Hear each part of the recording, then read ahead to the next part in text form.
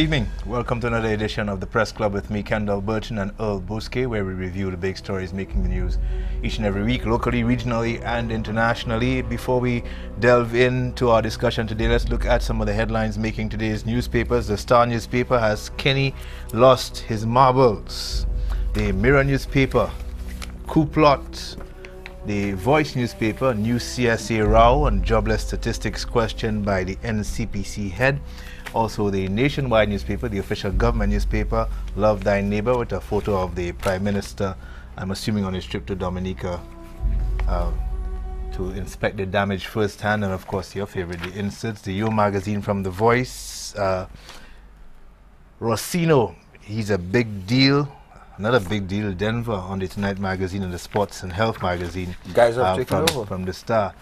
I know you're not happy about that. Not at all. But where do we start today? A lot to discuss. Maybe we can start with the front page stories of the Star and Mirror newspaper, and I guess the headline story for many of the broadcast news casts this week, the alleged coup plot by sections of the police force.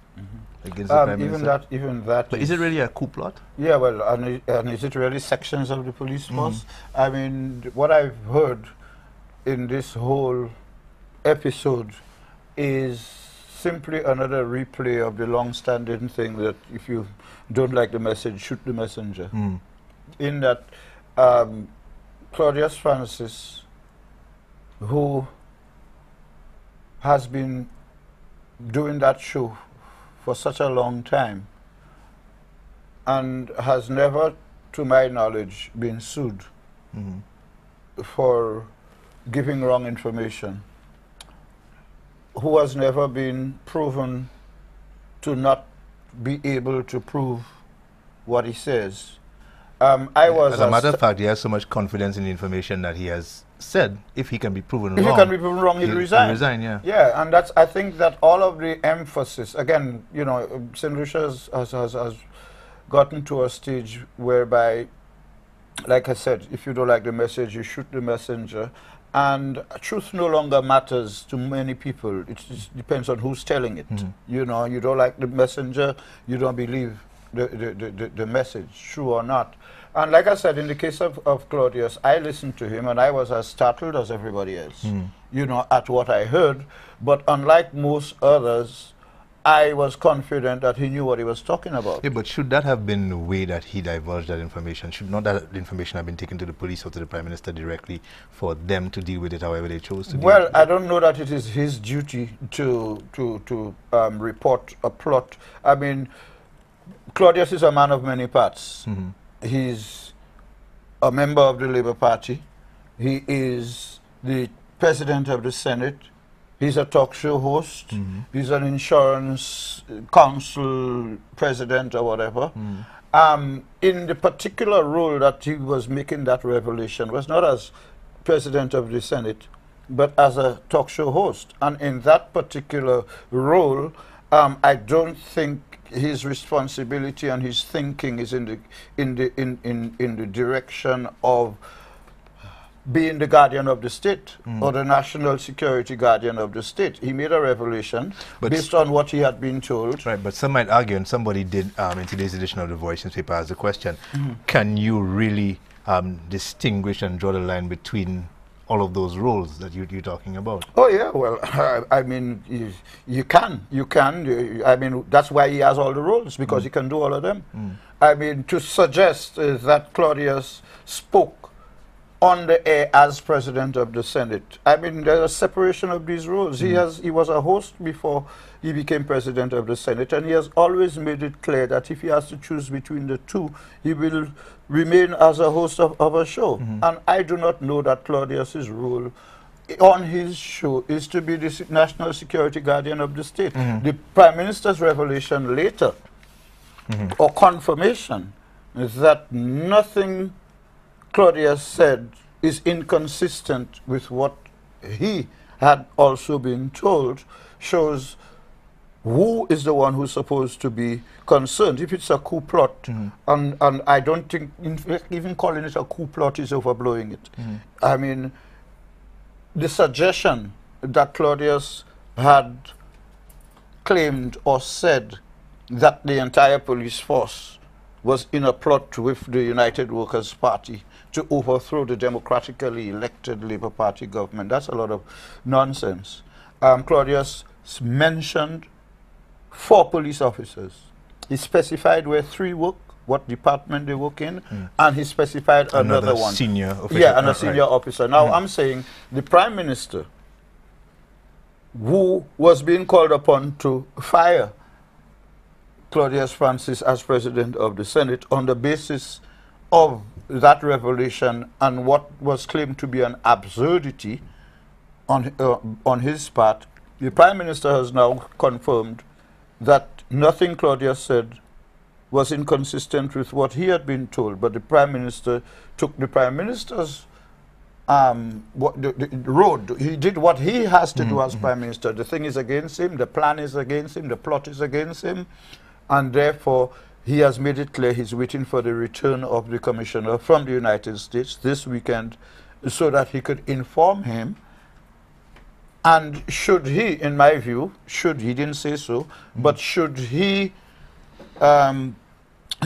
convince the Commissioner that there is an investigation to be made, there are police departments responsible for investigations, and the matter will be looked into, and it must come to a conclusion. It could only come to one of 2 conclusions. One, that nothing Claudius said was true, or that all or most of what he said was true, and there's a reason for investigation. In both cases, we will know. It's like with the impacts report. We tend to say, well, listen, we want the impacts report published. We want it published irrespective of what its contents are. The information, Claudius, I think in his effort to show that he really knew what he was talking about, the only thing he didn't do was to mention names. And the whole story can be built around what he said with fictitious names, and it would be a fantastic story. Yeah. But speaking of building stories around what he said, the media's handling of this story, fairly balanced or an exercise in exaggeration? Exercise in exaggeration. The whole media coverage of the issues relating to the Commissioner of Police, okay? The $5 million handshake. Yeah, that $5 million thing. I mean, it was just thrown out there, and then when it was dismissed, you know, the source of the story just said, well, all right, you know, you don't want to believe me, don't believe me. But you know, it hasn't looked at the consequences of giving the impression that a beleaguered police commissioner who has been at home for 7 months on leave, paid leave, is going to be paid $5 million plus his emoluments to retire in the public interest. I want to draw your attention to an article in today's Voice, actually by Peter Josie, referencing exactly what we're talking about here, the situation with Vernon Francois. On page, what page is this? Page 13, Something Rotten in St. Lucia. He makes two points here that I want to zone in on. For answer, one must reach beyond the superficial and correctly examine the root causes of the malaise and decide how best to exercise it. Why not begin with the uncertainty surrounding Police Commissioner Vernon Francois and reports in recent Star newspapers of a $5 million termination payout for his services? In another paragraph, he kind of singles out the media and talks about to add to these difficulties, and I'm quoting from the article there, to add to these difficulties, there is a reluctance by journalists to subject the executive to closer questioning and scrutiny. How long can a self-respecting people tolerate such deceit and false excesses? How long can the government apologists pretend that all is well and that the people are better off today than they were 5 years ago? I don't think anybody can pretend that all is well. I don't think anybody has pretended all is well.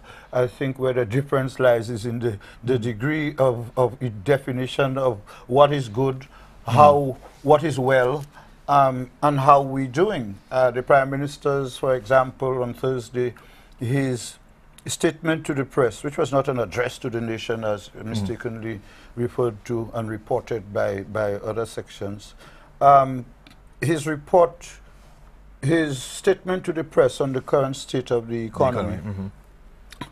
Again, there it is.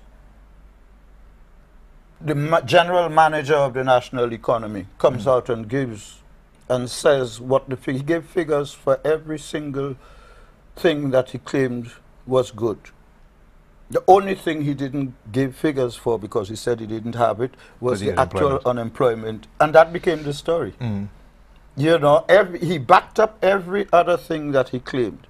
Then the question comes now, and he made it absolutely clear at the beginning and at the end, what he had said 3 years prior to that, which is that things are going to get worse before they get better. And all he's saying is that St. Lucia has finally moved out of the red and into the black. Now, in economic terms, that is an achievement. The Voice editorial pissed on the statement. It even brought into question the credibility of the Prime Minister. On the other hand, Richard Peterkin, acknowledged accountant and whatever, he said he was encouraged by the report. Yeah. I think we're due for a break. Let's take the break. When we come back, we'll continue our discussion on the Prime Minister's economic report and some of the other matters, including the alleged plot or coup attempt by the sections of the police. Neither of which is applicable. We'll be right back.